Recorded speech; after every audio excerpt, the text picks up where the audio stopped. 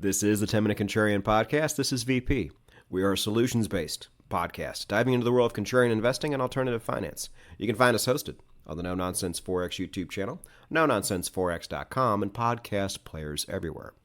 Episode 195 is brought to us by Bybit. I just looked this up on AI.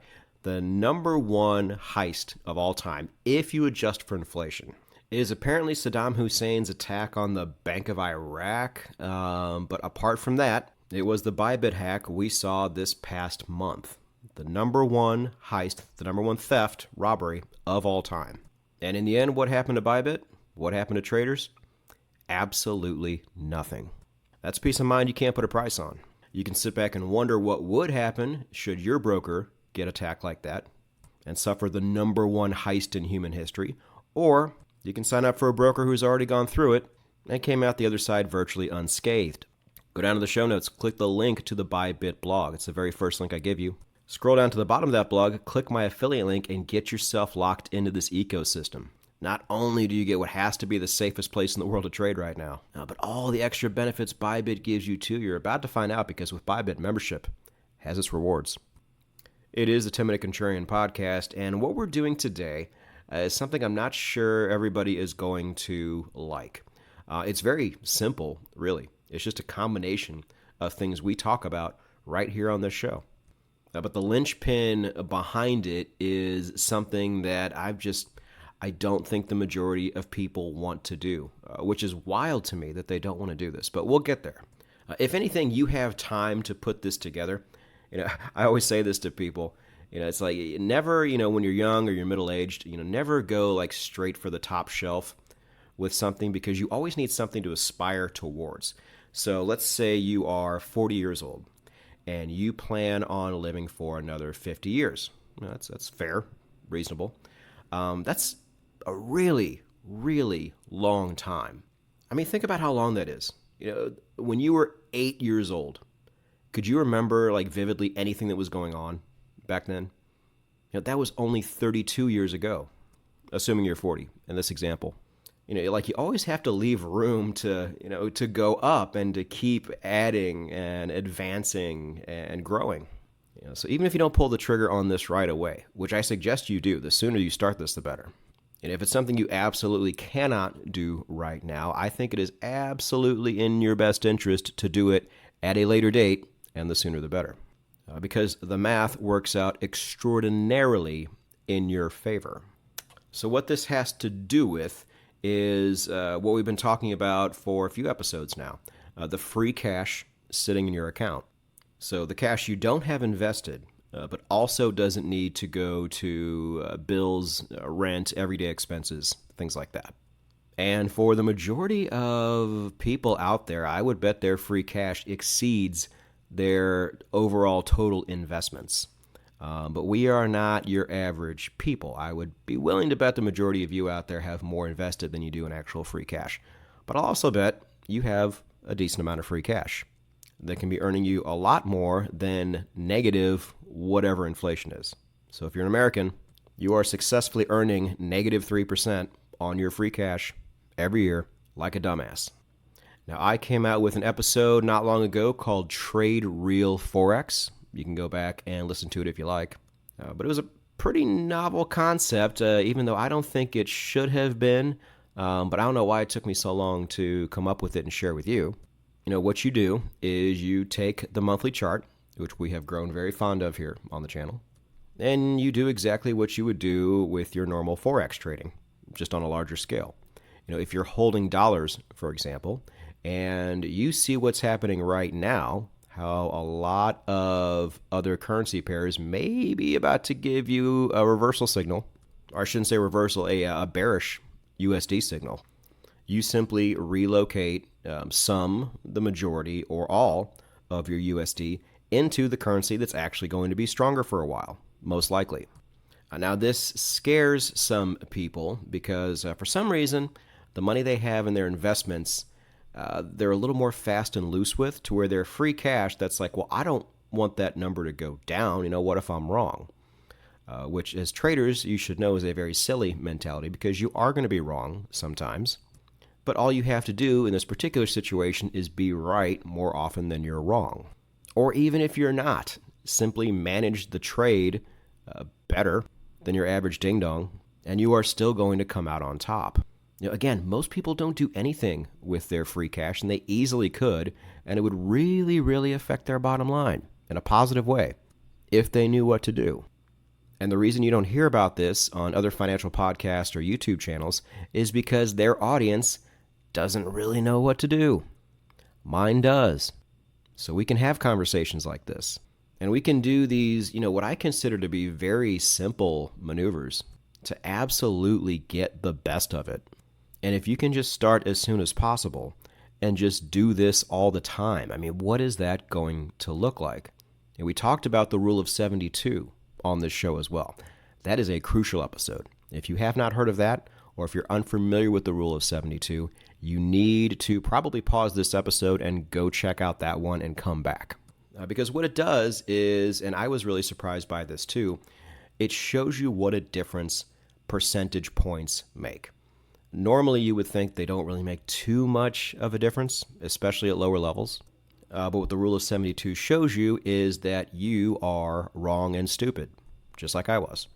For example, if you want to take $1,000 and see what you could do with it in 30 years, by simply getting an 8% return on $1,000, you can 10x that $1,000 in 30 years. But here's what's crazy. If you bump that percentage up from 8 to 10, a whopping 2 percentage points, like who cares about 2 percentage points, right? If you do that, in 30 years, you can go from a 10x return all the way up to a 17.5x return in the exact same frame of time. From 10x to 17.5x with 2 percentage points. Moral of the story, shoot for extra percentage points anywhere you can find them, especially if the risk is low. They will add up a lot. The majority of people out there are very nervous about what they have or don't have really saved for retirement. And they need ways to get to those goals a lot quicker. Now, what the majority of people do in that situation is take unnecessary risk and unnecessary gambles. It doesn't have to be that way. All you have to do is take the advantages you have and execute on them. Again, most people in the financial space, their audience can't do this. Most people's audiences just sit there and take unnecessary losses all the time and just hope long-term they come out on top. And if you understand the rule of 72, you just got to think to yourself, man, one, what if they didn't take those losses hardly at all? How many percentage points could you add on in that case? Probably a lot. But two, what if they just figured out ways to do more with the free cash they had on hand? Which I don't think anybody touches. I think they just sit there and eat the inflation. And I'm over here just like screaming into the void like I always do. I'm like, why does it have to be this way? It totally doesn't. Anyway, all right, so here is the overall game plan. Step one, and this is the step that most people aren't going to want to do. For some reason, just people don't want to put out the effort. But you don't have a choice here. You're going to need this if it's going to work. And you are going to need a multi-currency bank account, obviously. Now, if you are a non-American, this should be relatively easy unless you come from one of those countries that it's just impossible to do anything about, like Iran or Syria or North Korea.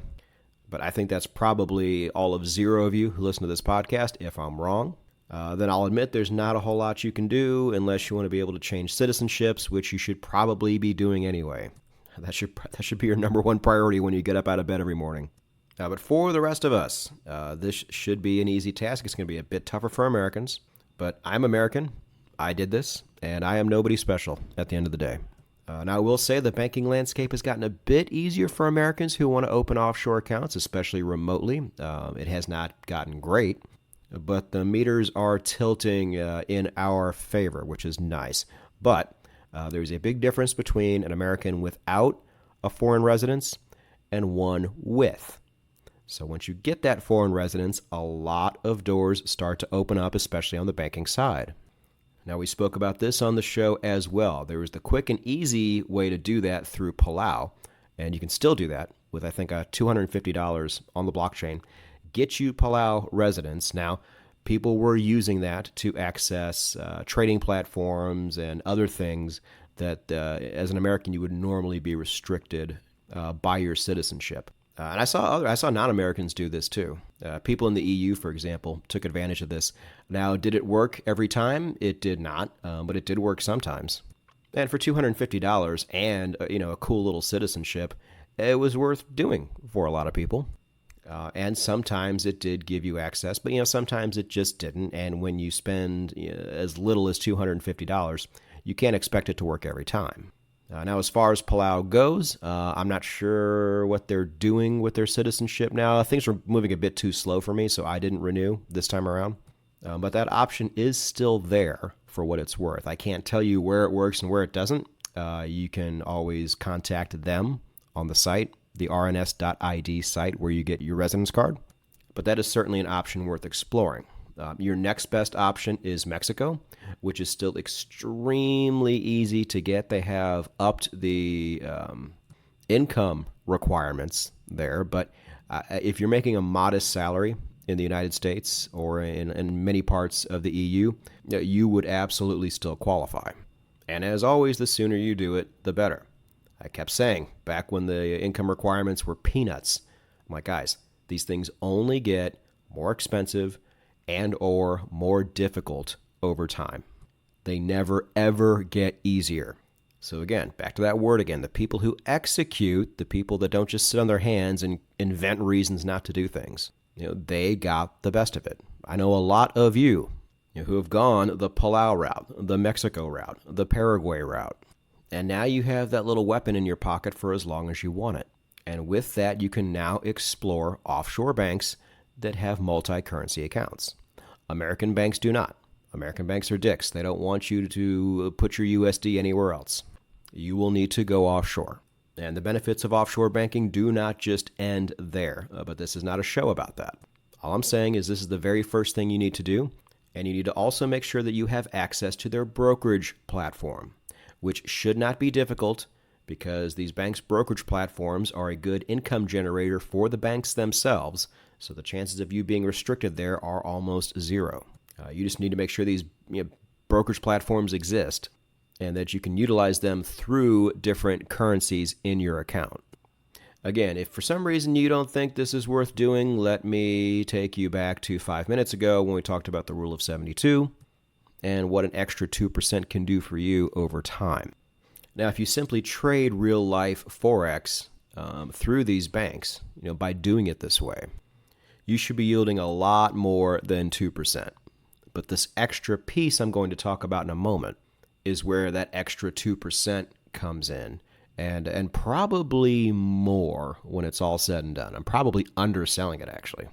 Okay, so step one, get your bank set up and stop dicking around. Get this process started so you have it. Once you have it, you can do a lot with it, including step two, and that is trade real-life Forex in a multi-currency account by using the monthly chart. And this is not very labor intensive. If all goes well, you can have these positions on for over a year. Right now, Trump has said he wants a lower dollar. All the charts are pointing that way.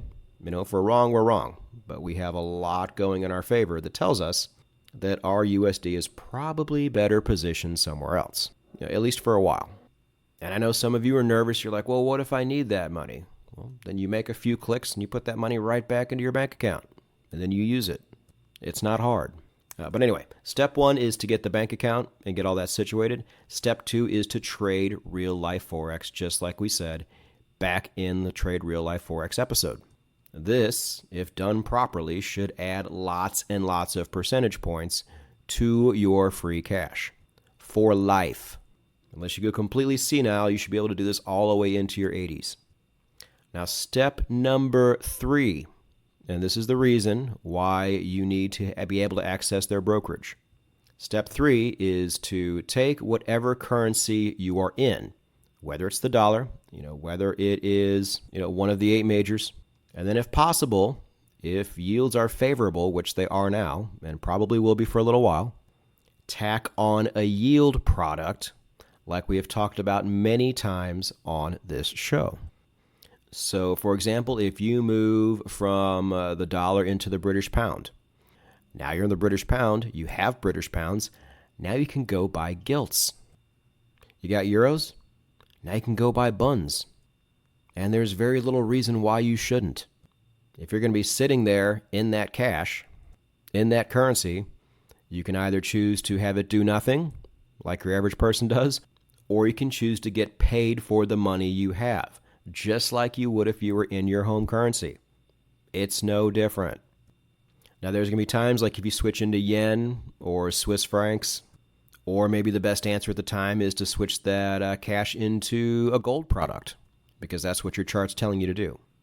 In these situations, you're probably going to eliminate step 3 because there's really not much yield out there for you.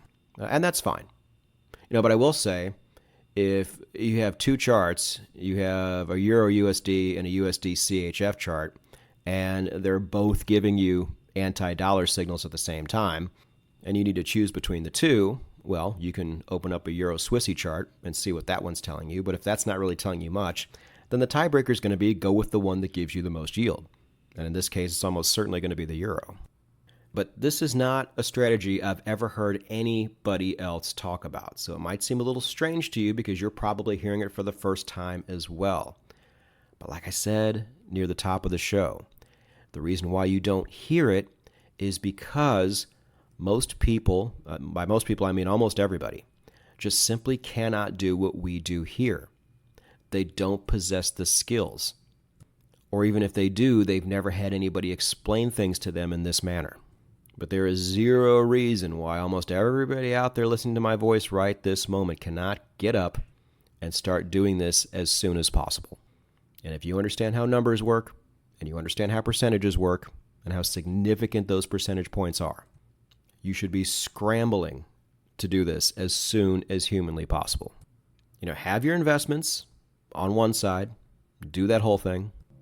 But on the other side, do what your average person, all the way up to your sophisticated investor, just simply neglects to do, and optimize your free cash as well. Do you know what a difference this would make to your bottom line if you just kept doing this? And if things go well with your trade, this would probably take about 10 minutes a year to do. Click, click, click, execute, see you later. I don't know, I feel like I really shouldn't have to sell this to anybody. It should sell itself, but for some reason, especially with that first part about getting that bank, it just seems like something that not enough people feel is worth their time. But I think those people are terribly, terribly incorrect here. But contrarians, it's been this way since the dawn of time. To the executors go the spoils. And it's never been different. I've always looked at things like residence permits and offshore bank accounts and certain skills that are available to learn out there.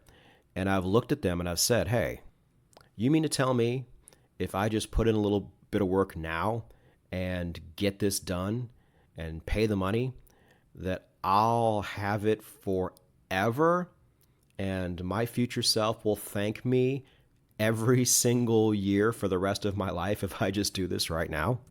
Like that's all I got to do? Because remember, like I said earlier in the show, life is very, very long. It's the longest thing that will ever happen to you. So if you want to do things now that will set up the rest of your life to be a lot better than it would be otherwise, you may want to cast some of your foolish doubts aside for a minute. Because all it is you saying that you're scared to do something and you don't want to execute because you're either lazy or you're scared. Most likely scared. I have no idea what there is to be scared of, but here we are, I guess. But regardless of what you do, if you do decide to execute, it's probably best that you don't share this with too many people because they're just going to sow even more doubt into your head because it's not going to make sense to them. And you owe them no explanation because what you are doing is not crazy. What you are doing just makes you early. And being early matters a lot, doesn't it?